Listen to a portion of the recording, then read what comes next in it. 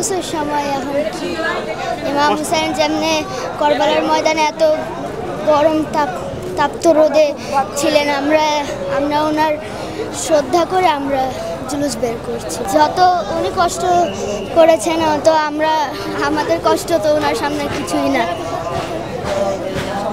অনেক মাতাম করছি, অনেক কিছু করেছি। আশুরার দিন থেকে আমরা হক আর বাতিলের ডিফারেন্সটা বুঝতে পারি, কোনটা হক কোনটা বাতিল ওইটা আমরা বুঝতে পারি।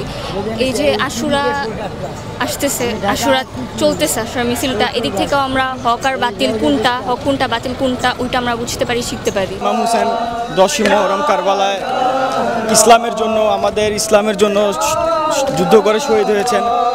তো আমরা এটাই বলবো যে যারা মুসলমান আছেন, ইমাম হুসেন শুধু শিয়াদের না, ইমাম হুসেন পুরা এক ইউনিটি। ইয়াজিদ কি করতে চেয়েছিল? ইয়াজিদ করতে চেয়েছিল হচ্ছে দিনকে ধ্বংস করে দিতে চেয়েছিল। ইয়াজিদ এই দিনকে উল্টোপাল্টোভাবে, আজকে শুক্রবারের নামাজ, যেহেতু আমরা জুম্মার নামাজ শুক্রবারে পড়ি, এই জুম্মার নামাজটা ইয়াজিদ বুধবারে ফেলে দিয়েছিল, যে বুধবারে হবে জুম্মার নামাজ। না, ইমাম হুসেনের নানা রেখে গিয়েছিলেন জুম্মার দিন শুক্রবার, সেই শুক্রবারে ইমাম হুসেন আলাইহিস সালাম, আজকে আমরা যে জুম্মা পড়ি সেই জুম্মাটা ইমাম হুসেন আলাইহিস সালাম আবার শুক্রবার দিনই রেখে গেলেন। আজকে ইমাম হুসেন আলাইহিস সালামের কারণে আমরা দিন নতুন রূপে পেলাম। যেই দিন আজকে আমরা যে কালমা পড়তেছি, এই কালমাটাও আমরা হারিয়ে ফেলতাম ইয়াজিদের তত্ত্বাবধানে যদি থাকতো। ইয়াজিদ ফাসিক, যারা বর্তমানে যাদের ফ্যাসিস্ট বলে, ওই যুগের ফ্যাসিস্ট ছিলেন।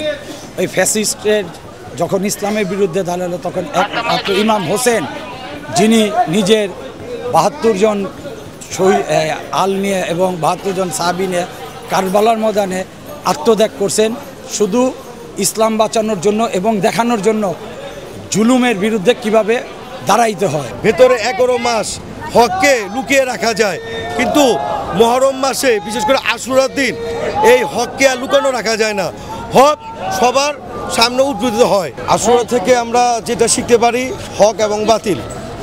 আমাদের যদি হককে জানতে হয়, বাতিলের প্রতি শিক্ষা নেওয়া লাগবে। কারণ আপনি যদি বাতিলকে না জানেন, তাহলে হককে শিখতে পারবেন না। ইমাম হোসেন হচ্ছে হক, আর এজিদ হচ্ছে বাতিল। তা ইমাম হোসেনকে চিনতে হলে আমরা যেভাবে চিনবো, এজিদকে সেভাবে চিনতে হবে। এজিদকে কেন আজ পৃথিবীর বুকে, এজিদ কেন লানাতুল্লাহ? এজিদ সর্বপ্রথম যে বিষয়টাকে ভঙ্গ করেছে, সে খেলাফত মসজিদকে সে জবরদস্তি দখল করেছে। কিন্তু ইমাম হোসেন আলাইহিস সালাম সেই খেলাফতকে কিন্তু জোর দখল করতে যাননি, সে হককে প্রতিষ্ঠা করতে গিয়েছিলেন কারবালার ময়দানে। এদিক থেকে আমরা কারবালা থেকে যেটা শিক্ষা পাই, যে হক যখন উঠে দাঁড়াবে তখন হকের সাথে থাকতে হবে, যতই কষ্ট হোক আর যতই দুঃখ হোক। মুহররম মাস একটা শোকের মাস, মুহররম মাস শোকের মাস।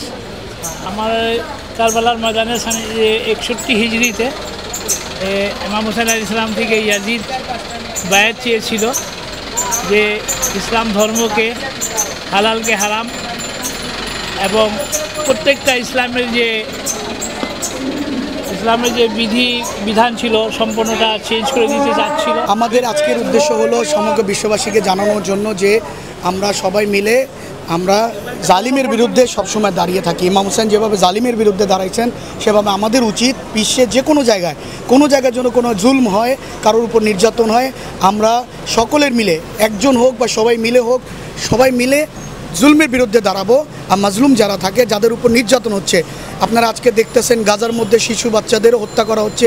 সমগ্র জাতি যারা পৃথিবীর যে কোনো কোনায় যদি কোনো জায়গায় জুলম হচ্ছে, আমাদের সবাইকে স্ট্যান্ড নেওয়া উচিত